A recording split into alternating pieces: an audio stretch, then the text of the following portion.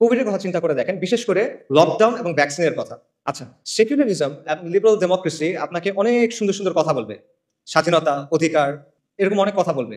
But লকডাউনের সময় কি হয়েছে চিন্তা করে দেখেন তো, একদিনের মধ্যে আপনার সব অধিকার, আপনার সব স্বাধীনতা নাই, শেষ। আপনি ঘরের বাইরে যেতে পারবেন না, চাকরিতে যেতে পারবেন না, মসজিদে যেতে পারবেন না।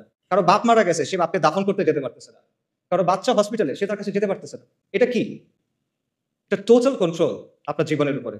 এবং আমরা দেখছি যেখানে রাষ্ট্র যত শক্তিশালী সেখানে লকডাউন তত টাইট। আমাদের মতো দেশগুলোতে রাষ্ট্র পুরোপুরিভাবে অতটা শক্তিশালী না, যে কারণে আমরা কিছুটা মুভমেন্টের সুযোগ পাইছি।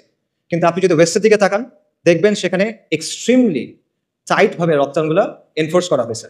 এই যে লকডাউন, এটা কিন্তু আপনি দেখেন, এটা আপনার সমস্ত অধিকার স্বাধীনতাকে নিয়ন্ত্রণে নিয়ে ফেলা হলো। এটা একটা ডিপ্রেশন, এটা একটা কর্তৃত্ববাদ, এবং এটা সেকুলার ডেমোক্রেসিগুলাই করতেছে।